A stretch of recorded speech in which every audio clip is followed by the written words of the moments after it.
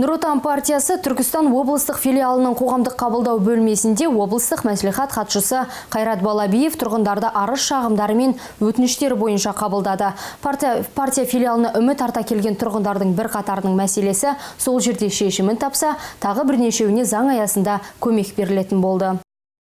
Түркістан облыстық мәслихатының хатшысы Қайрат Балабиев қоғамдық қабылдауға алдын ала жазылғаны бар, жазылмағаны бар барлығы 8 адамды қабылдады. Бірі қала шетіндегі ауыз судың аздығын айтса, енді бірі тұрғын үй мәселесін көтеріп, атаулы әлеуметтік көмек жайында сұрап келді. Солардың бірі Түркістан қаласының тұрғыны көпбалалы ана Арайлым Жайынбаева. Баспана тауқыметін тартып жүрген ол жетім әрі көпбалалы отбасы ретінде тұрғын үй кезегінде 164-ші болып тұр. Квартира жалдап тұрамыз.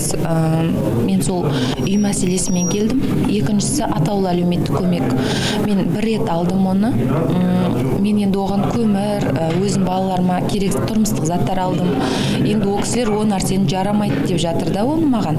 Оған сиыр алу керек, әйтпесе қомақты нәрсе алу керек дейді. Мен пәтерде жүріп қалай сиыр алам, тауық алам, қай кезде шығар жүретін білмеймін мен квартирамнан. Енді облыс болғалы квартирама 10 мың төлеп отырғам. Енді 30 мың теңге төлейсің деп айда аспанға келтіріп жатыр хозяйкам. Не істерімді білмей отырмын. Ең үлкені 4-те бөпемнің, кішкентайы 5 айлық. Не істерімді білмей отырмын. Жолдасым қазір денсаулығына байланысты үйде.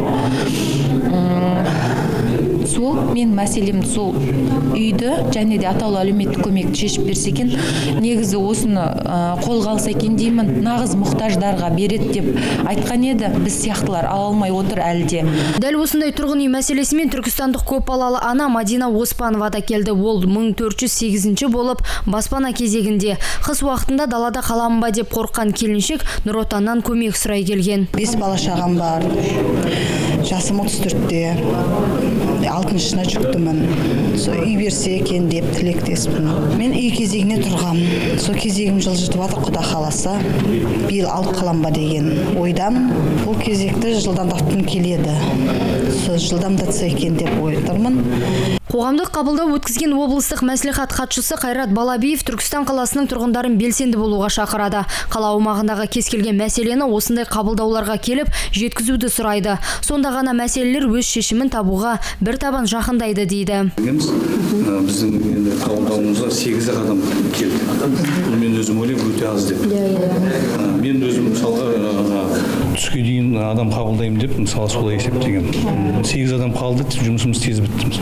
Қазір мәселе көп қой, соның өзінде мысалға адамдар белсенді болуға шақырамын. Өйткені қазір көріп отырсыздар, белсенді болуға жаңағыдай Нұр Отан партиясының елбасымыз да айтып отыр, халыққа жаңағыдай белсенді болыңдар деп. Сондай-ақ жаңағыдай біздің жаңағыдай мемлекеттік қызметкерлерге белсенді болып, халықпен араласыңдар, бірге болыңдар, осындай қабылдауды көбейтіңдер. Сол елдің, халықтың жағдайын шешіңдер деп мысалға бізге сондай тапсырма қойып отыр. Келесі өткізетін енді мен өзім ойлаймын, осы қараша айында тағы да бір қабылдасам деген ойым бар. Өйткені жаңағыдай мынау қазір 8 тұрғынды қабылдадық қой. Бұл кісілердің мәселелері міндетті түрде менің бақылауымда болады. И солардың мәселесі шешілгенге дейін мен ол кісілерге әр уақытта жазбаша жауап беріп отырамын. Сұраулармен көтерілген мәселелер айтылған жерде уәде болып қалмады. Мән-жайды анықтаған Қайрат Балабиев көпбалалы аналардың үйіне арнайы барып, жағдайларын көзбен көрді. Толық бітпеген шағын үйді паналап жүрген Арайлым Жайынбаеваның отбасына желтоқсан айында баспана берілетінін, бұл мәселені назарда ұстайтынын мәлімдеді. Біздің жаңағы қабылдау жасадық, енді келіп танысып біліп отырмыз. Сондықтан да жаңағыдай депутаттық запрос жасап сізге жәрдем береміз.